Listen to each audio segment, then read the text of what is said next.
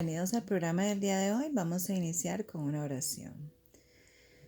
Padre, en el nombre del Señor Jesús, le damos gracias porque sus misericordias son nuevas cada mañana. Señor, nos sometemos a usted, pedimos el perdón de nuestros pecados, los méritos del Señor Jesús en nuestras vidas y la unción de su Santo Espíritu en el estudio de su palabra. En el nombre de Jesús, amén. Estamos en comentarios de Apocalipsis y hoy ya estamos en el capítulo 14. Este capítulo 14 empezando en el versículo 6, porque ya en un tema anterior habíamos hablado de los 144,000, si ustedes lo recuerdan. Y hoy vamos a analizar los versículos 6 y 7, porque ahí se ve el mensaje de 3 ángeles y es un mensaje muy importante. Ya es el último llamado de Dios a la humanidad y lo que tienen que decir es muy importante. Así que vamos a tomar el mensaje del primer ángel hoy, que está en el versículo 6 y 7.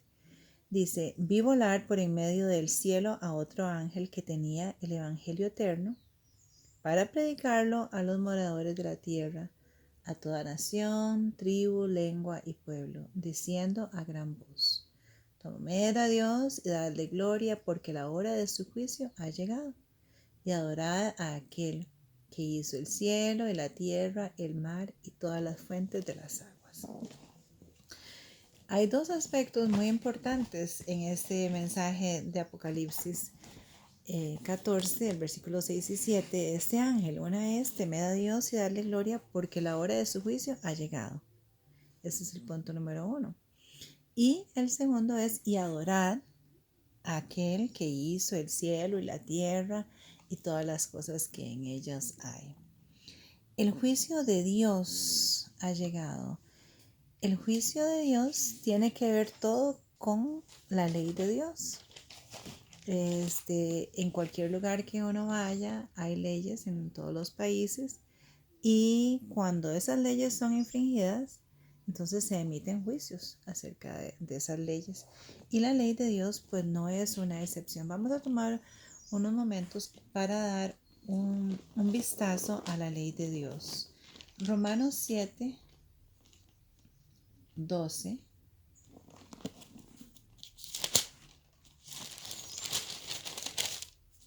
Dice la santa palabra del Señor: de manera que la ley a la verdad es santa, el mandamiento santo, justo y bueno. Aquí la misma palabra de Dios está testificando en el Nuevo Testamento, el apóstol Pablo diciendo que esa ley es justa, santa y buena. En ese mismo capítulo 7 vamos a ver el versículo 14. Dice: porque sabemos que la ley es espiritual, mas yo soy carnal, vendido al pecado. Entonces ahí existe un problema entre la ley y yo, ¿verdad? Que la ley es espiritual, pero que nosotros somos carnales. Y por eso la reconciliación solamente la podría hacer el Señor Jesús. Ninguno de nosotros podíamos, por nuestros propios méritos, llegar a alcanzar la salvación y la reconciliación con la ley. Pero la ley en sí es perfecta. Busquemos Romanos 5:12 y dice: por tanto, como el pecado entró al mundo por un hombre, y por el pecado la muerte, así la muerte pasó a todos los hombres, por cuanto todos pecaron. Ya sabemos que en la historia del Génesis aparece la rebelión de Adán y Eva en contra a los decretos y los mandamientos de Dios. Entonces ya el mundo se ve involucrado en este asunto del pecado, y la muerte entra, una muerte que no es solo física, también espiritual. Y el Señor trae como solución la muerte del Cordero de Dios que quita el pecado del mundo, que es el Señor Jesús, para pagar la pena por nuestra deuda, ¿verdad?, en relación a la transgresión de la ley. Vamos a buscar ahí en Romanos 6:23. Es un versículo muy, muy conocido por la mayoría de las personas, y dice: porque la paga del pecado es muerte, mas la dádiva de Dios es vida eterna en Cristo Jesús, Señor nuestro. La paga del pecado es muerte y la dádiva de Dios es vida eterna. Se ha pagado el precio y ese precio lo pagó el Señor Jesús. Vamos a buscar Santiago 2:12.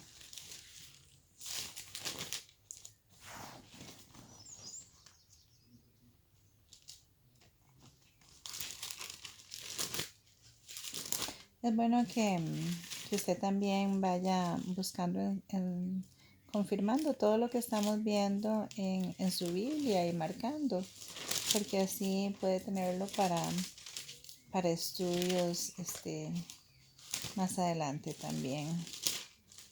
En el libro de Santiago, el capítulo 2 y el versículo 12. Dice la santa palabra: así hablad y así haced, como los que habéis de ser juzgados por la ley de la libertad. Santiago dice que nosotros vamos a ser juzgados por la ley de la libertad. Romanos 5:8.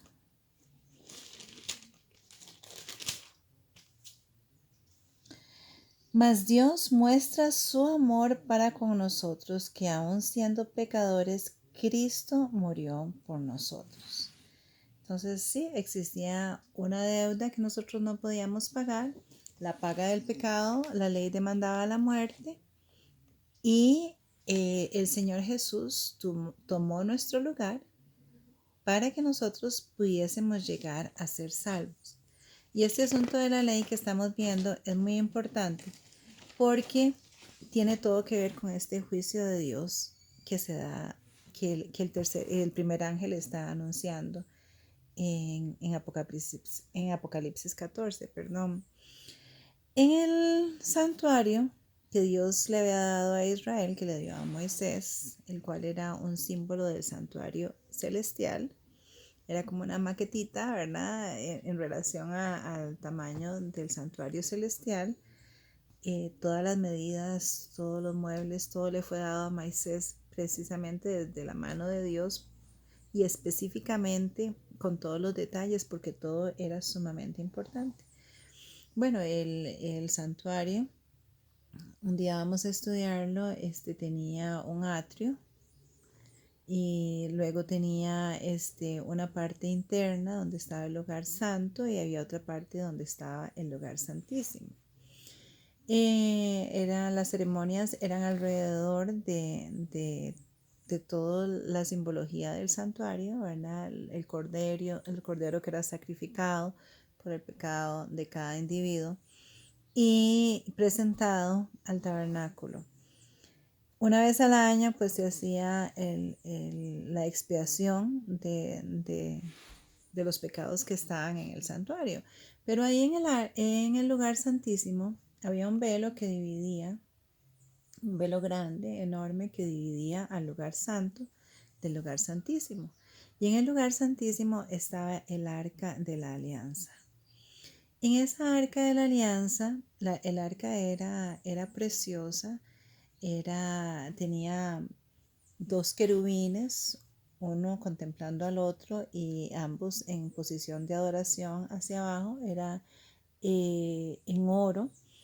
Y dentro del arca se destapaba, ¿verdad? Tenía esa tapa que era donde estaban los ángeles. Allá adentro estaba la ley de Dios, escrita por el dedo de Dios. Estaba la vara de Aarón y estaba una tacita con maná. Y encima, bueno, ya cuando en esta tapa donde estaban los querubines, estaba el lugar donde la presencia de Dios se manifestaba. Ahí en medio de esos dos querubines era el asiento de la gracia, donde la gracia de Dios se manifestaba.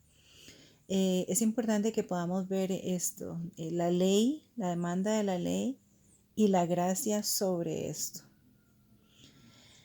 Esa ley es tan importante para Dios que el Señor Jesús tuvo que venir a pagar el precio para que nosotros pudiéramos ser reconciliados, porque de otra manera no sería así. Entonces es a través de esa gracia y esa justicia del Señor Jesús que Él nos da, que nosotros podemos ser justificados delante de Dios aún con la ley, porque el Señor ya la ha cumplido por nosotros. Son asuntos importantes. Vamos a ver Juan 5:24. Y esto es como un rompecabezas que vamos poniendo y finalmente vamos a ver el cuadro de lo que está diciendo este ángel. Juan 5:24. De cierto os digo, el que oye mi palabra y cree al que me envió, tiene vida eterna, y no vendrá a él condenación, mas ha pasado de muerte a vida. Esa muerte espiritual, porque Adán y Eva no solo eventualmente llegaron a morir físicamente, sino que sin el Salvador nunca más hubieran podido haber sido reconciliados con Dios. Pero Dios tenía este plan maravilloso de la restauración del ser humano, ya siempre dándonos pues el libre albedrío donde nosotros podemos escoger, ¿verdad? Si queremos o no esta salvación tan grande que el Señor nos ha dado. Apocalipsis 22:11 dice: el que es injusto sea injusto todavía, y el que es inmundo sea inmundo todavía, y el que es justo practique la justicia todavía, y el que es santo santifíquese todavía. El Señor Jesús es nuestro sacrificio, es nuestro sumo sacerdote y también es nuestro Rey y Señor. Cuando Él murió en la cruz del Calvario, el verdadero Cordero de Dios, porque cuando Juan el Bautista lo vio para bautizarlo, dijo: este es el Cordero de Dios que quita el pecado del mundo. Ese Cordero, esos otros corderos que se han sacrificado durante 4,000 años antes de que el Señor Jesús viniera, bueno, menos de 4,000 años, porque sí hay 4,000 años desde el inicio del pecado hasta la venida del Señor Jesús, el pecado en la tierra. Pero los oficios del santuario fueron un poquito más hacia adelante. Pero bueno, sí pasó un tiempo considerable donde estos sacrificios diariamente eran un símbolo de el Señor Jesús, que un día vendría a cargar con los pecados de toda la humanidad. Y después de su muerte, el Señor asciende al lugar celestial y está ejerciendo como sumo sacerdote en el lugar santo. Y eso lo puede informarse más leyendo el libro de Hebreos. Habla muy, muy claramente de Jesús, nuestro sumo sacerdote.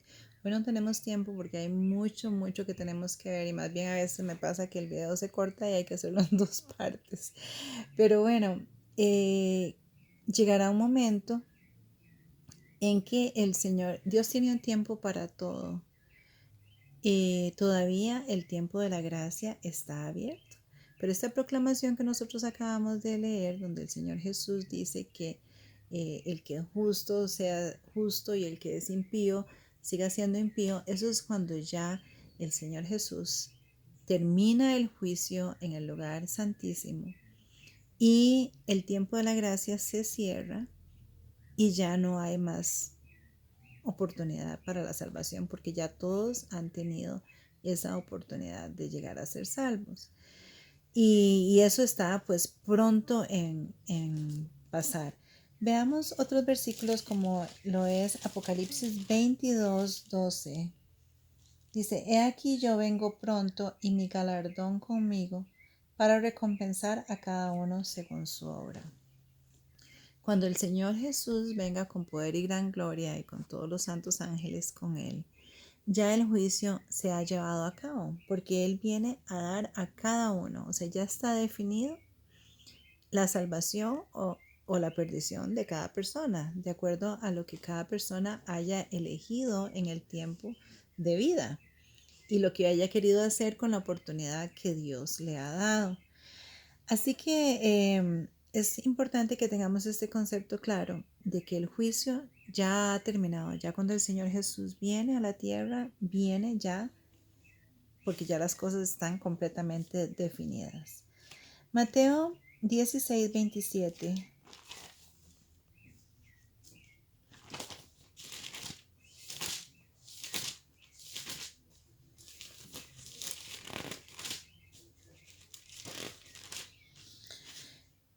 Dice la palabra de Dios, porque el Hijo del Hombre vendrá en la gloria del Padre con sus ángeles y entonces pagará a cada uno conforme a sus obras. Cada uno ya está definido, ya el juicio ha pasado, entonces viene conforme a la obra de cada uno. Vamos a ver Daniel 8:14, porque para Dios el tiempo es muy importante. ¿Y sabe por qué es importante? Porque Él nos da toda la luz que nosotros necesitamos tener para no estar en tinieblas. Y si nosotros somos diligentes y estudiamos su palabra, vamos a poder saber muy bien qué tiempo y en qué momento el Señor se dispone a hacer las cosas que pretenden a nuestra salvación, porque para nosotros son importantes. Ahí en Daniel 8:14 dice, y él dijo, hasta 2300 tardes y mañanas, y luego el santuario será purificado. Esta fue una visión que Dios le dio a Daniel. Y es una visión de un tiempo que es extremadamente importante. Ya hemos venido hablando un poco de estos 2300 días que se habla ahí. Y se acuerdan que en estudios anteriores hemos visto ahí en Ezequiel y en Números, donde en tiempo profético se habla de un día por un año. Entonces, este periodo de 2000, y tal vez podrían anotarlo por ahí porque vamos a hacer un poquito de matemática. Una vez al año estaba lo que se llamaba el día de la expiación en el santuario terrenal. Todos los días Israel venía, cada individuo con su cordero perfecto para presentarlo como ofrenda para el pecado. Entonces la persona venía, traía el cordero, ponían sus manos sobre la cabeza del cordero, la persona misma confesaba su pecado sobre la cabeza del cordero, el cordero era inmolado, entonces ahí sí el sacerdote cogía de la sangre de ese cordero, iba a donde estaba el velo entre el lugar santo y el lugar santísimo, lo rociaba y los pecados eran transferidos al santuario en ese momento. Pero una vez al año era una ceremonia especial que se llamaba el Día de la Expiación. Y en ese día todos los pecados que durante todo el año habían sido acumulados, transferidos al santuario, eran expiados por Dios. Era una ceremonia especial y muy importante para Israel, muy, muy importante. Pero recordemos que ese santuario terrenal era un prototipo del santuario celestial. Y todo eso que estamos viendo del juicio de Dios tiene que ver con el santuario. Dios le dice a Israel a Daniel, que hasta 2300 tardes y mañanas y el santuario será purificado. Es muy importante porque vamos a leer ahí un poquito ahí en Daniel el 29, vamos a ver el 21 y el 22. Cuando Gabriel viene a explicar, porque Daniel ve la visión, pero no sabe exactamente qué es lo que está pasando, o sea, cuándo se dan estos tiempos, qué es lo que sucede. Entonces el versículo 21 y 22 dice así de Daniel 9, próximo capítulo. Y aún estaba hablando en oración cuando el varón Gabriel, a quien había visto en la visión al principio, volando con destreza, vino a mí como a la hora del sacrificio de la tarde, los sacrificios que se hacían en el santuario, y me hizo entender y habló conmigo diciendo, Daniel, ahora he salido para darte la sabiduría y el entendimiento.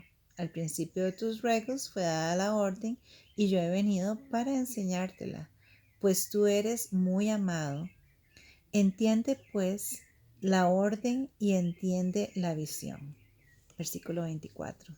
70 semanas están determinadas para tu pueblo. Entonces el ángel Gabriel empieza a explicar estos 2300 días de las que están hablando. Entonces él viene y dice, bueno, de ese total de las 2300, 70 de estas semanas han sido determinadas para tu pueblo. ¿Para cuál pueblo? Para el pueblo de Israel. Dice, sobre tu santa ciudad. ¿Cuál ciudad? Jerusalén. Entonces vean todas las cosas que iban a suceder. Eran como 6 cosas que iban a suceder. Para terminar la prevaricación y poner fin al pecado. Expiar la iniquidad para traer la justicia perdurable, sellar la visión y la profecía y ungir al santo de los santos. Entonces todas esas cosas iban a pasar durante estas 70 semanas, tomándolas como parte de los 2300 días. Dice, sabe pues y entiende que desde la salida de la orden para restaurar y edificar a Jerusalén hasta el Mesías príncipe habrán 7 semanas y 62 semanas. Se volverá a edificar la plaza y el muro en tiempos de angustia. Y después de las 62 semanas, se quitará la vida al Mesías, mas no por sí.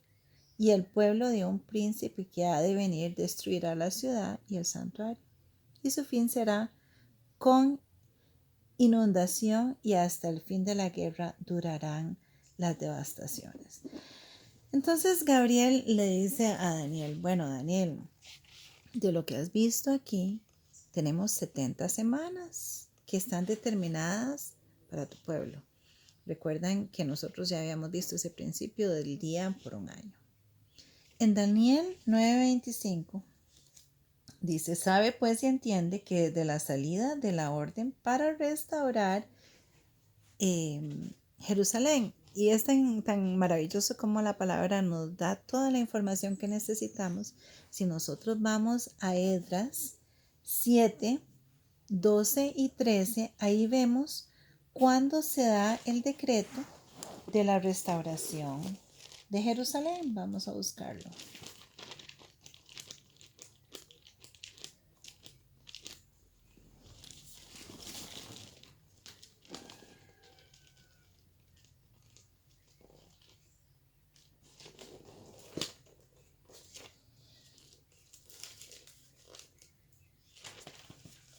Esdras y Nehemías están bien cerca. Esdras capítulo 7, versículos 12 y 13. Dice, esta es la copia de la carta que dio el rey Artajerjes al sacerdote Esdras, escriba, versado en los mandamientos de Jehová y en sus estatutos a Israel. Artajerjes, rey de Israel, a Esdras, sacerdote y escriba, erudito en la ley del Dios del cielo. Paz. Entonces, este decreto, cuando usted incluso lo puede buscar en la historia y lo va a encontrar, que es maravilloso porque la historia comprueba mucho la profecía, fue dado en el 457 BC. Entonces, eso era 69 semanas, porque esas 70, porque recuerde que en vez de 7 eran 70, entonces esas 70 semanas estaban divididas, pero el inicio de ellas sería el 457 cuando este decreto de restaurar Jerusalén sale. Entonces dice que habrán 69 semanas hasta el Mesías príncipe. ¿Y quién es el Mesías príncipe? Bueno, ya sabemos que es el Señor Jesús.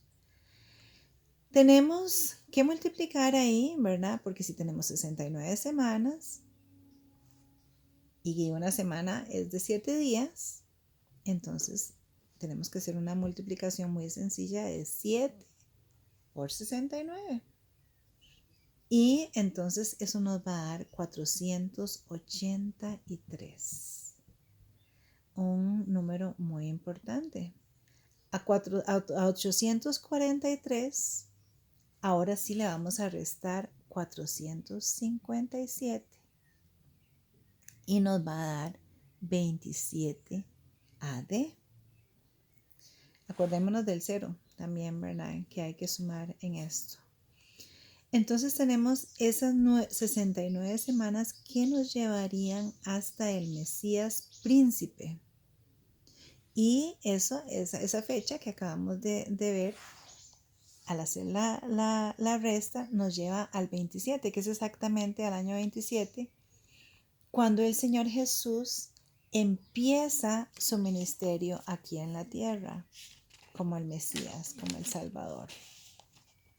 Veamos Lucas 3. Es solo por asuntos de confirmación de tiempos, porque la escritura es muy exacta, no da lugar a que uno se pierda. Vamos a leer Lucas 3, del 1 al 3 y también el versículo 21. Dice, en el año 15 del imperio de Tiberio César, siendo gobernador de Judá, Poncio Pilato, y Herodes tetrarca de Galilea, y su hermano Felipe, tetrarca de Eutera y de la provincia de Traconite, y Lisanias, tetrarca de Abilinia, y siendo sumo sacerdote Anás y Caifás, vino palabra de Dios a Juan, hijo de Zacarías, en el desierto, y él fue por toda la región continua al Jordán, predicando el bautismo y el arrepentimiento para el perdón de los pecados. Vea qué interesante cómo Dios nos da el dato, el año, el 15 y quiénes eran los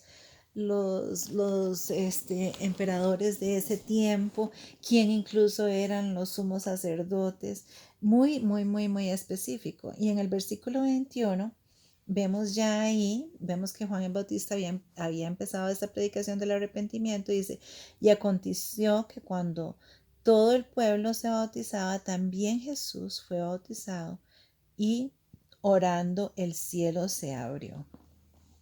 Muy importante que la escritura no deja, estas fechas son válidas, pueden ser comprobadas con la historia. Entonces, tenemos esas 69 semanas, pero todavía nos queda una semana, porque recuerda que se había dicho que eran 70 semanas. Entonces, si tenemos 70, le restamos las 69, nos queda esa última semana donde dice que ahí se sellará, acabamos de leer en el libro de Daniel, y cesarán los sacrificios. Bueno, vamos a leerlo ahí de nuevo para no perdernos. Daniel 9:27.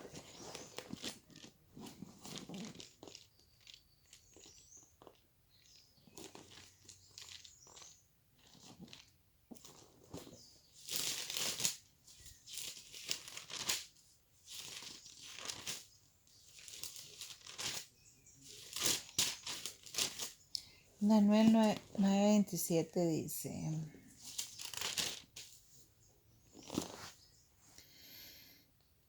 y por otra semana, es Gabriel todavía explicándole al profeta Daniel la visión, se confirmará el pacto con muchos. A la mitad de la semana hará cesar el sacrificio y la ofrenda. Después, con la muchedumbre de las abominaciones, vendrá el desolador, hasta que venga la consumación y lo que está determinado se derrame sobre el desolador. Entonces, ¿qué pasa? En esta última semana, a la mitad de la semana, entonces si una semana son 7 días, la mitad de una semana serían 3 días y medio, ¿verdad? El ministerio del Señor Jesús en la tierra duró 3 años y medio, porque acuérdense que es el principio de un día por un año. Y casualmente, ya viendo el tiempo, la fecha exacta donde el ministerio del Señor Jesús da inicio, la fecha exacta porque viene desde su nacimiento, todo determinado por las escrituras, nos queda esa semana. Entonces, a la mitad de esa semana, a partir del año 27, 3 años y medio, porque es a la mitad de la semana, muere el Señor Jesús en la cruz del Calvario. pero todavía nos quedan la mitad, 3 días y medio, que es la mitad de esa semana, porque el Señor muere a la mitad de la semana. Y cuando lo sumamos, nos lleva al 34 después de Cristo. Es en el año 34 después de Cristo que Dios llama a Pablo como predicador de los gentiles, porque ya el pueblo de Israel, que ha sido el pueblo escogido por Dios, Dios le había dado la oportunidad de cumplir la misión, y tenían ese tiempo determinado como nación. Por supuesto que los judíos el día de hoy también pueden salvarse, como se salva usted y como me salvo yo, no en una manera diferente, porque ese tiempo fue determinado para ellos. Pero vamos a ver ahora aquí en Lucas 23:33, ¿qué sucede? Lucas 23:33.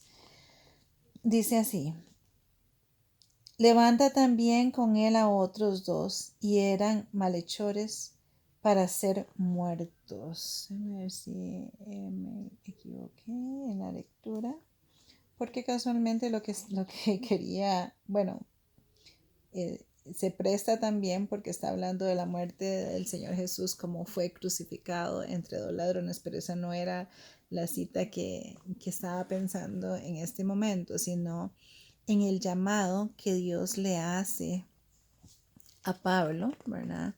Un fariseo de los fariseos, y él, en su afán de perseguir a los cristianos, un día camino a Damasco, pues el Señor habla con él y le dice que él ha sido escogido para llevar el mensaje a los cristianos. Entonces, ¿qué pasa ahí? Al final de la semana, que sería el año 34, viene la muerte de Esteban, ¿verdad? Que marca ya el final del tiempo determinado para Israel como nación. Y empieza la predicación a los gentiles. Ahora sí, vamos a ver, yo creo que es en Hechos 9. a la cita que andaba buscando, creo que es Hechos 9:15. Vamos a ver. Dice: y el Señor me dijo, ve, porque instrumento escogido me es para llevar mi nombre en presencia de los gentiles y de reyes y de los hijos de Israel.